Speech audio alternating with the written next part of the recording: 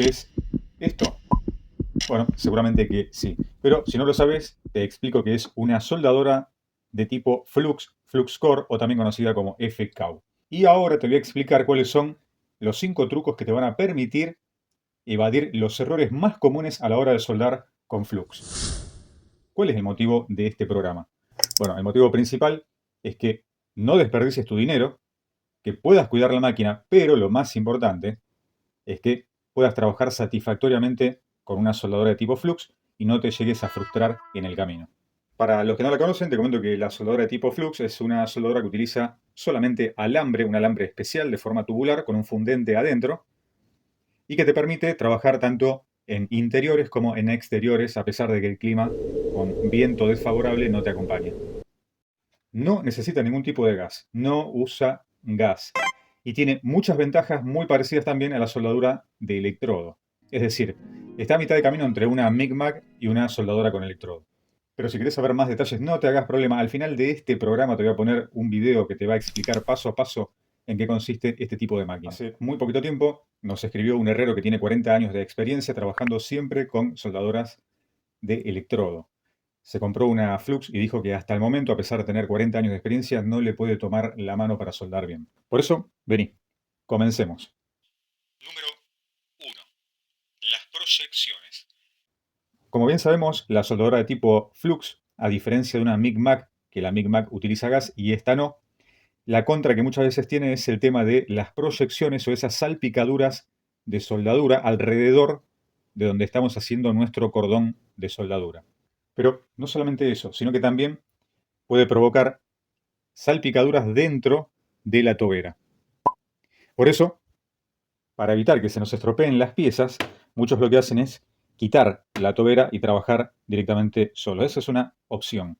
La opción para las proyecciones y salpicaduras en el material que estamos soldando, para evitar dañarlo o alterarlo, es utilizar un spray. Este no, esto es un desodorante, ¿no? Sí, bueno. Un spray, decíamos, que puede ser de cualquier marca, que se llaman antiadherentes para soldadoras Flux. Entonces, ¿qué hacemos? Bueno, acá viene el tema. Rociamos la sección donde vamos a soldar, pero también podés rociar la boquilla. El antiadherente, como la palabra lo indica, impide en gran medida, no totalmente, te lo aclaro, no totalmente, que se adhieran proyecciones de la soldadura. Con eso vamos a lograr un tipo de soldadura un poquito más prolija. Y te comento algo con respecto a las proyecciones. Muchos preguntan si es apto una soldadora Flux para soldar en trabajos automotrices. Y bueno, la respuesta es sí y no. Pero, ¿cómo sería esto? Bueno, si vas a soldar carrocerías que ya están pintadas, no es muy recomendable. Preferiblemente se utiliza MIG-MAG, soldadura con gas, porque es más prolijo. Pero si después vas a repasar la pieza, no está pintada, bueno, podés trabajar con la soldadora Flux y también sirve perfectamente para chasis, estructuras, cualquier tipo de material delgado o intermedio que quieras soldar. Y si hasta acá se entendió, buenísimo, seguimos adelante. Pero si no entendiste algo, no te hagas problema. Para eso puedes dejar tu comentario por ahí, sí, por ahí abajo, deja tu comentario, tu pregunta, y bueno, dentro de la comunidad de Técnica X te vamos a contestar o te va a contestar también algún miembro de la comunidad. Número 2. La torcha. La torcha está constituida por una boquilla que permite el paso del alambre y esta boquilla se reemplaza según el tamaño de alambre que estemos utilizando. Más grueso o más delgado. Bien, y cada máquina tiene un tope, una limitación en alambres desde una medida hasta otra medida. A su vez tiene la tobera. Esta tobera inicialmente sirve para las máquinas que pueden trabajar también con gas y permite la proyección del gas hacia adelante y crear una atmósfera adecuada para poder soldar. En el caso de la soldadora Flux, vienen ya con esta tobera, que para muchos es innecesaria. Y acá podemos decir cada maestro con su librito.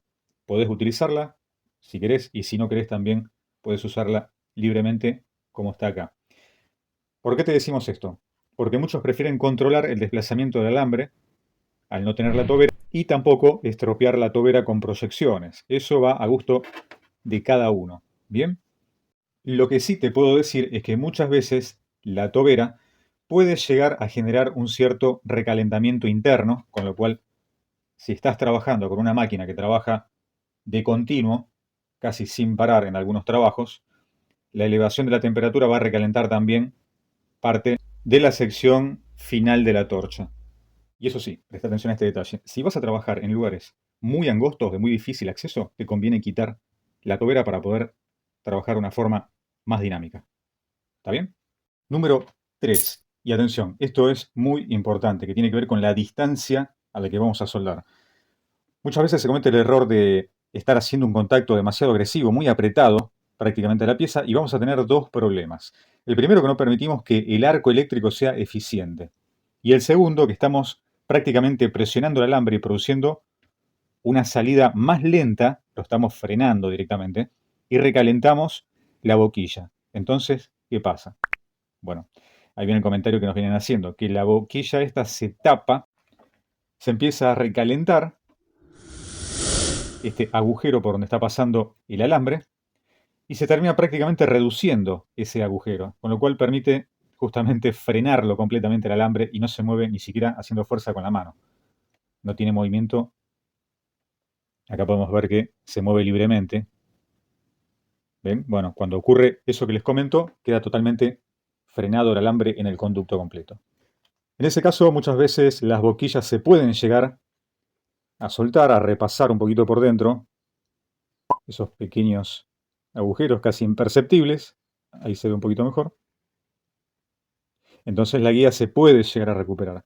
En otros casos directamente ya tienen que comprar una boquilla nueva. Y eso es lo que queremos evitar, un gasto innecesario. Número 4. Y creo que tal vez este es el más complicado de todos. Muchos se quejan de que no logran una buena soldadura. Y mucho de esto tiene que ver con el amperaje que están utilizando para trabajar. Tenemos que saber esto. Para tener el amperaje óptimo a la hora de trabajar, la mejor fórmula es la fórmula de prueba y error. Ir probando, tal cual, ir probando hasta encontrar el amperaje óptimo, de acuerdo al espesor del material que vamos a trabajar. ¿Bien? ¿Qué es lo que ocurre? El amperaje que utilicemos va a depender de dos factores importantes. Te lo simplifico en estas dos cosas. Hay muchos otros aspectos más, pero no nos vamos a poner tan finos para hablar del tema, sino como para que lo pueda entender cualquiera. Y estos dos tienen que ver con la ley del espesor y la ley del diámetro del alambre. ¿Qué es el espesor? Bueno, es el espesor del material que vamos a estar soldando, sea perfil o el que sea. ¿Y qué ocurre? Muchas veces tenemos la máquina configurada de una manera para un tipo de espesor, pero cuando lo reemplazamos por otro tipo de material que vamos a soldar, ya el amperaje no nos cuadra. Así que la regulación depende en gran medida de que si se cambia el espesor del material que vamos a soldar, el amperaje va a cambiar. Si se cambia el diámetro del alambre que tenemos fijado en la máquina, es decir, que la máquina a lo mejor la tengamos permanente con un número de alambre, por ejemplo 0,9, bueno, va a depender también el cambio que hagamos. Pero también va a depender del diámetro del alambre. Es decir, que si cambiamos una de estas dos opciones o cambiamos las dos, indefectiblemente, sí o sí, va a cambiar la regulación de amperaje que le tenemos que dar a la máquina. ¿Está bien? Así que la regulación de una máquina para que quede de forma fija o permanente en un taller, eso es solamente cuando se trabaja siempre con los mismos espesores de material y el mismo diámetro de alambre. Ahí sí podemos hablar de dejar la máquina clavada, fija, en una posición de amperaje. Si no, el amperaje va a ir cambiando de acuerdo al espesor de material que estemos trabajando. Y si hasta acá te va gustando el video, déjame un like chiquitito por ahí abajo. Eso ahí está. Muchísimas gracias. Y muchísimas gracias a los que ya se suscribieron al canal A Técnica X y son parte de la comunidad. Ahí abajo, si no lo hiciste aún, podés hacerlo rápidamente y activar de paso la campanita de notificaciones. Ahí está. Número 5. ¿Y cuál es el 5? Bueno, es uno muy, muy común. Muchas veces dicen que por más que regulan la velocidad de la máquina para que el alambre sea más veloz, entonces presionan el pulsador y notan que va a la misma velocidad, que prácticamente no cambia o que va muy lento.